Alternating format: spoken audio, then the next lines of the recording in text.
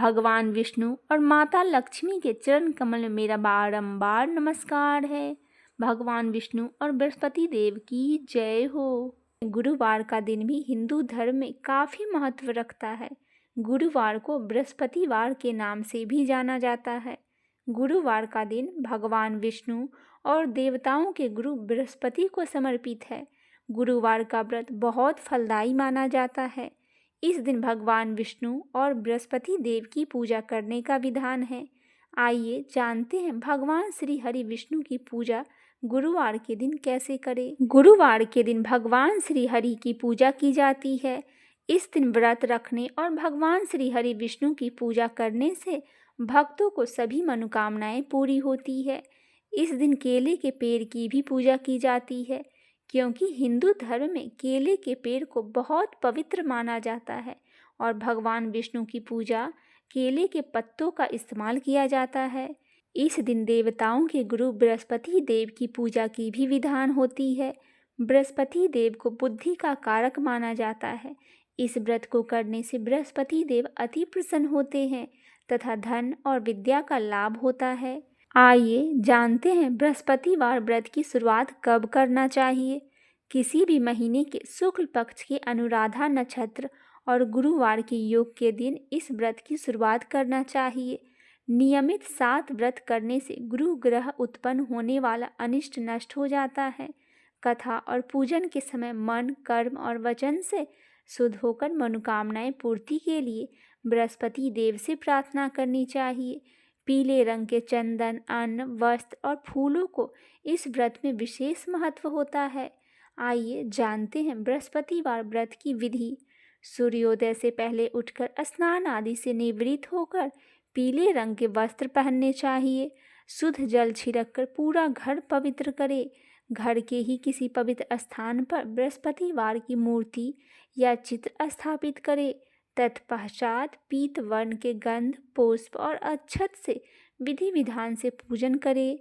इसके बाद मंत्रों का जाप करें। धर्म, शास्त्र, अर्थ और ज्ञान के दर्शन के ज्ञाता, हे देवताओं के आचार्य, हे अचिंत्य, हे नाना प्रकार के दुखों को दूर करने वाले, मैं आपको नमस्कार करती हूँ। तत्पश्चात आरती कर व्रत कथा सुने। इस व्रत में एक समय ही भोजन किया जाता है। बृहस्पतिवार के व्रत में केले के वृक्ष की पूजा की जाती है। स्त्रियों के लिए यह व्रत अति आवश्यक माना गया है। आइए सुनते हैं बृहस्पतिवार व्रत की कथा। प्राचीन समय की बात है। एक नगर में एक बड़ा व्यापारी रहता था। वह जहाज़ों में माल लदवाकर दूसरे देशों में भेजा करता था। वह जिस प्रकार अधिक धन कमाता था, उसी प्रकार जी खोलकर दान भी करता था, परंतु उसकी पत्नी अत्यंत कंजूस थी। वह किसी को एक दमड़ी भी नहीं देने देती थी। एक बार सेठ जी जब दूसरे देश व्यापार करने गए तो पीछे से बृहस्पति देव ने साधु के वेश में उसकी पत्नी से भिक्षा मांगने आए। व्यापारी की पत्नी बृहस्पति देव से बोली, हे साधु महाराज, मैं इस दान और पुण्य से तंग आ गई हूँ। आप कोई ऐसा उपाय बताइए जिससे कि मेरा सारा धन नष्ट हो जाए और मैं आराम से रह सकूं। मैं यह धन लुटता हुआ नहीं देख सकती। बृहस्पति देव ने कहा, हे देवी, तुम बड़ी विचित्र हो। संतान और धन से कोई दुखी होता है? अगर अधिक धन है तो इसे शुभ कार्य में लगाओ। कुंवारी कन्याओं का विवाह करवाओ। विद्यालय और बाग बगीचे का निर्माण करवाओ। ऐसे पुण्य कार्य करने से तुम्हारा लोक और परलोक सार्थक हो सकता है। परंतु साधु की इन बातों से व्यापारी की पत्नी को खुशी नहीं हुई। उसने कहा, मुझे ऐसे धन की आवश्यकता नहीं है जिसे मैं दान दूं। तब बृहस्पति देव बोले, यदि तुम्हारी ऐसी ही इच्छा है तो तुम एक उपाय करना। 7 बृहस्पतिवार घर को गोबर से लीपना। अपने केशों को पीली मिट्टी से धोना। केशों को धोते समय स्नान करना। व्यापारी से हजामत बनाने को कहना। भोजन में मांस मदिरा खाना। कपड़े अपने घर पर धोना। ऐसा करने से तुम्हारा सारा धन नष्ट हो जाएगा। इतना कहकर बृहस्पति देव अंतर्ध्यान हो गए। व्यापारी की पत्नी ने बृहस्पति देव के कहे अनुसार 7 बृहस्पतिवार वैसा ही करने का निश्चय किया। केवल 3 बृहस्पतिवार बीते थे कि उसकी समस्त धन संपत्ति नष्ट हो गई और वह परलोक सिधार गई। जब व्यापारी वापस आया तो देखा कि उसका सब कुछ नष्ट हो चुका है। उस व्यापारी ने अपनी पुत्री को सांत्वना दी और दूसरे नगर में जाकर बस गया। वह वहाँ जंगल में लकड़ी काट कर लाता और शहर में बेचता। इस तरह वह अपना जीवन व्यतीत करने लगा। एक दिन उसकी पुत्री ने दही खाने की इच्छा प्रकट की, लेकिन व्यापारी के पास दही खरीदने के पैसे नहीं थे। वह अपनी पुत्री को आश्वासन देकर जंगल में लकड़ी काटने चला गया। वहाँ एक वृक्ष के नीचे बैठ अपने पूर्व दशा पर विचार करके रोने लगा। उस दिन बृहस्पतिवार था। तभी वहाँ बृहस्पति देव साधु के रूप में सेठ के पास आए और बोले, हे मनुष्य, तू इस जंगल में किस चिंता में बैठा है? तब व्यापारी बोला, हे महाराज, आप सब कुछ जानते हैं। इतना कहकर व्यापारी अपनी कहानी सुनाकर रो पड़ा। बृहस्पति देव बोले, देखो बेटा, तुम्हारी पत्नी ने बृहस्पति देव का अपमान किया था, इसी कारण तुम्हारा यह हाल हुआ है। लेकिन अब तुम किसी प्रकार का चिंता मत करो। तुम गुरुवार के दिन बृहस्पति देव का पाठ करो। 2 पैसे के चने और गुड़ लेकर जल के लोटे में शक्कर डालकर वह अमृत और प्रसाद अपने परिवार के सदस्यों को कथा सुनाने वाले को बांट दो। स्वयं भी प्रसाद और चरणामृत लेकर भगवान तुम्हारा अवश्य कल्याण करेंगे। साधु की बात सुनकर व्यापारी बोला, महाराज, मुझे तो इतना भी नहीं बचता कि मैं अपनी पुत्री को दही लाकर दे सकूं। इस पर साधु जी बोले, तुम लकड़ियां शहर में बेचने जाना, तुम्हें लकड़ियों के दाम पहले से 4 गुना ज़्यादा मिलेगा, जिससे तुम्हारे सारे कार्य सिद्ध हो जाएंगे। उसने लकड़ियां काटी और शहर में बेचने के लिए चल पड़ा। उसकी लकड़ियां अच्छे दामों में बिक गई, जिससे उसने अपनी पुत्री के लिए दही लाया और गुरुवार की कथा हेतु चना गुड़ लेकर कथा के और प्रसाद बांटकर स्वयं भी खाया। उस दिन उसकी सभी कठिनाइयां दूर होने लगी, परंतु अगले बृहस्पतिवार को वह कथा करना भूल गया।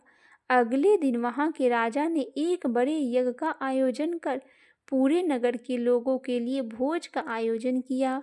राजा की आज्ञा अनुसार पूरा नगर राजा के महल में भोज करने गया, लेकिन व्यापारी और उसकी पुत्री तनिक विलंब से पहुँचे। अतः उन दोनों को राजा के महल में ले जाकर भोजन कराया।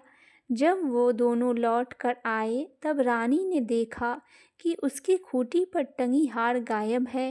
रानी को व्यापारी और उसकी पुत्री पर संदेह हुआ। उसका हार उन दोनों ने ही चुराया है। राजा की आज्ञा से उन दोनों को कारावास की कोठरी में कैद कर दिया गया। कैद में पड़कर दोनों अत्यंत दुखी हुए। वहाँ उन्होंने बृहस्पति देवता का स्मरण किया। बृहस्पति देव ने प्रकट होकर व्यापारी को उसकी भूल का आभास कराया और उन्हें सलाह दी कि गुरुवार के दिन कैद खाने के दरवाजे पर तुम्हें 2 पैसे मिलेंगे, उनसे तुम चने और मुनक्का मंगवाकर विधि पूर्वक बृहस्पति देवता का पूजन करना, तुम्हारे सब दुख दूर हो जाएंगे। बृहस्पतिवार को कैद खाने के द्वार पर उन्हें 2 पैसे मिले। बाहर सड़क पर एक स्त्री जा रही थी। व्यापारी ने उसे बुलाकर गुड़ और चने लाने को कहा। इस पर वह स्त्री बोली, मैं अपने बहू के लिए गहने लेने जा रही हूँ, मेरे पास समय नहीं है। इतना कहकर चली गई। थोड़ी देर बाद वहाँ से एक और स्त्री निकली। व्यापारी ने उसे बुलाकर कहा कि हे बहन, मुझे बृहस्पतिवार की कथा करनी है, तुम मुझे 2 पैसे का गुड़ चना ला दो। बृहस्पति देव का नाम सुनकर वह स्त्री बोली, भाई, मैं तुम्हें अभी गुड़ चना लाकर देती हूँ। मेरा इकलौता पुत्र मर गया है, मैं उसके लिए कफन लेने जा रही थी, लेकिन मैं पहले तुम्हारा काम करूँगी, उसके बाद अपने पुत्र के लिए कफन लाऊंगी। वह स्त्री बाजार में व्यापारी के लिए गुड़ और चना ले आई और स्वयं भी बृहस्पति देव की कथा सुनी। कथा के समाप्त होने पर वह स्त्री कफन लेकर अपने घर गई। घर पर लोग उसके पुत्र की लाश को राम नाम सत्य है कहते हुए शमशान ले जाने की तैयारी कर रहे थे। स्त्री बोली, मुझे अपने लड़के का मुख देख लेने दो। अपने पुत्र का मुख देखकर उस स्त्री ने उसके मुख में प्रसाद और चना अमृत डाल दिया। प्रसाद और चना अमृत के प्रभाव से वह पुनः जीवित हो गया।